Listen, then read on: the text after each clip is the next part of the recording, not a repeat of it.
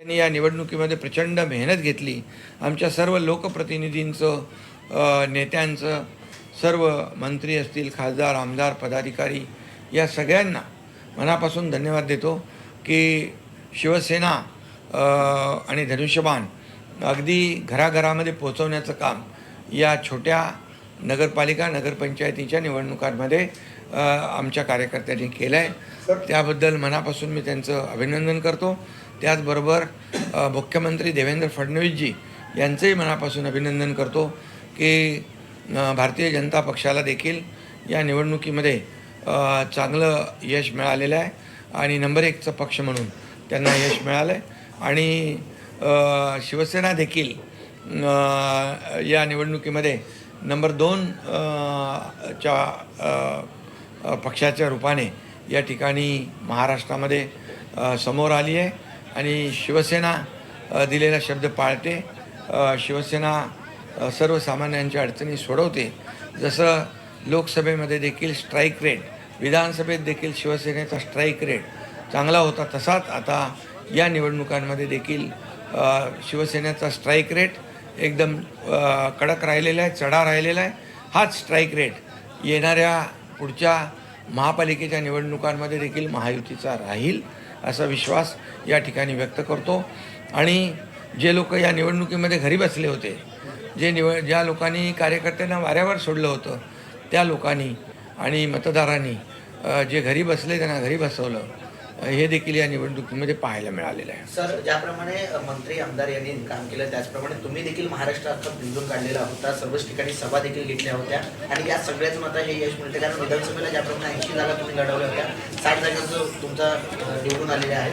अशाच प्रकारचे स्ट्रॅटेजी जी आहे ती या नगरपालिकेच्या निवडणुकीमध्ये मंचरमध्ये आणि जे काही नवीन नगरपालिका आहे त्या ठिकाणी देखील नवीन चेहऱ्याने तुम्ही संधी दिली होती आणि त्यानंतर ते विजय झाले. काय सांगाल नवीन कार्यकर्त्यांना, काय सांगाल? नाही, खरं प्रश्न आहे. खरं म्हणजे भाषणात सांगितलं ही नेत्यांची निवडणूक नाही, कार्यकर्त्यांची निवडणूक आहे. काय सांगाल, कार्यकर्त्यांचं कसं अभिनंदन? खरं म्हणजे ही कार्यकर्त्यांची निवडणूक, लोकसभा आणि विधानसभा ही आमदार खासदारांची निवडणूक असते, ही कार्यकर्त्यांची निवडणूक असते. कारण लोकसभा आणि विधानसभेत कार्यकर्तेच खासदार आणि आमदार निवडून देत असतात. त्यामुळे मी आमच्या नेत्यांना, खासदार आमदारांना सांगितलं होतं की निवडणूक आहे कार्यकर्त्यांची आणि ती कार्यकर्त्यांची निवडणूक गांभीर्याने घेऊन कार्यकर्त्यांच्या मागं उभं राहिलं पाहिजे. त्याप्रमाणे आमचे सर्व लोक कार्यकर्त्यांच्या मागं उभे राहिले आणि ज्या ठिकाणी नवीन कार्यकर्ते, काम करणारे कार्यकर्ते, सर्वसामान्यांची ज्यांची नाळ जुळलेली आहे त्या कार्यकर्त्यांना तिकीटं दिली आणि तळागाळातल्या सर्वसामान्य जनतेने, मतदारांनी शिवसेनेला भरभरून साथ दिली. त्यामुळे सर्व मतदारांचं मी पुन्हा एकदा मनापासून अभिनंदन करतो आणि त्यांना धन्यवाद देतो. सर, पालघरमध्ये डहाणू आणि ज्या इतर नगरपालिका त्या ठिकाणी विजय मिळाला, पण ठाणे जिल्ह्यामध्ये अंबरनाथ आणि या ठिकाणी अजून सुद्धा मोजके एवढं अपयश आपल्याला आलेलं आहे. नाही, बघा, शेवटी महायुती जिंकणार कोण आहे? महायुती. त्यामुळे महायुतीमध्ये आम्ही काही ठिकाणी एकत्र लढलो, काही ठिकाणी वेगवेगळे मैत्रीपूर्ण लढलो, पण शेवटी जिंकणार महायुतीच. त्यामुळे आम्ही सुरुवातीलाच सांगितलं होतं महायुती 75% जास्तीचं यश मिळवेल आणि त्याहीपेक्षा जास्तीचं यश या निवडणुकामध्ये मिळालेलं आपण पाहतोय. हे खऱ्या अर्थाने कामाची पोचपावती आहे.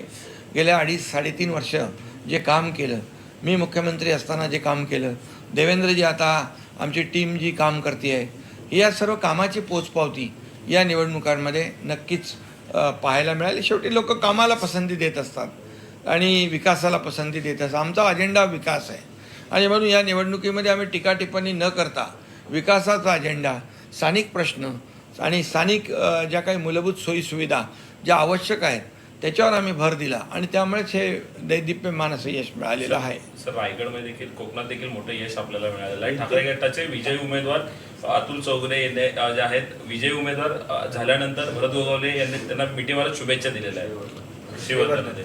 ठीक आहे, ते शेवटी कसं आहे, एक कामाचा एक विश्वास असतो, कोण विकास करू शकतो आणि कोण त्या शहराचा सर्वांगीण कायापालट करू शकतो, कोण मूलभूत सोयीसुविधा देऊ शकतो, या विश्वासावरच लोक सोबत येत असतात. आणि म्हणून मी पुन्हा एकदा सांगेन की लोकांना काम करणारा नेता हवा असतो, घरी बसणारा नेता नको असतो. आणि त्यामुळे या निवडणुकीमध्ये जे चित्र आहे ते स्पष्ट आहे. ज्यांनी काम केलं, ज्यांनी लोकांच्या सोबत राहिले आणि जे फील्डवर ऑन फील्ड राहिले आणि सर्वसामान्य लोकांच्या सुखदुःखामध्ये धावून गेले, त्या सर्वांनी मतदान केलं.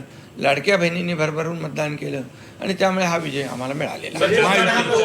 छोटं यश मिळालं. निलेश राणे यांनी तिथं नितेश कोकण हा राणे बालेकिल्ला यांच्या समजला जातो सगळ्यांना शिवसेनेचा आणि कोकणमध्ये ज्याप्रमाणे लोकसभेला यश मिळालं त्याचप्रमाणे नगरपालिकेला देखील मिळालेलं आहे. कोकणासोबतच महाराष्ट्रभर आता शिवसेना कोकण हा बालेकिल्ला शिवसेनेचा होता, आहे आणि राहणार आहे. हे सिद्ध या निवडणुकीत झालं आहे. आणि महाराष्ट्राच्या कानाकोपऱ्यामध्ये अगदी संपूर्ण महाराष्ट्रामध्ये शिवसेनेचा धनुष्यबाण आणि शिवसेना पोचली आहे.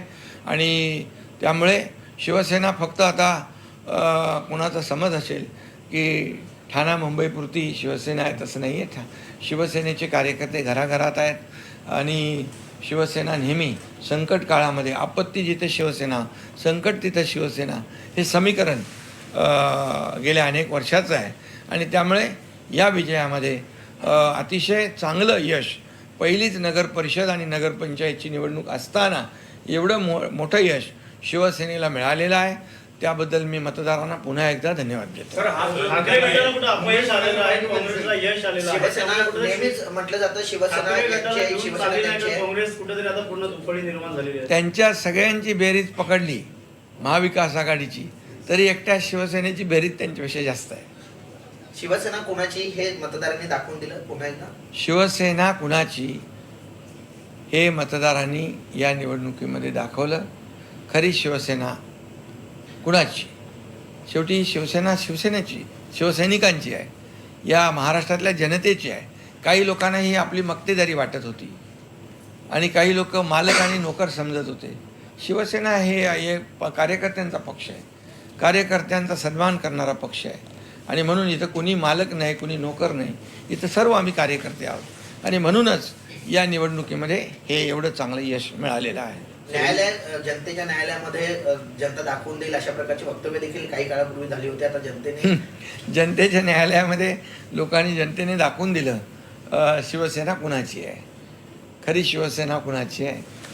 आणि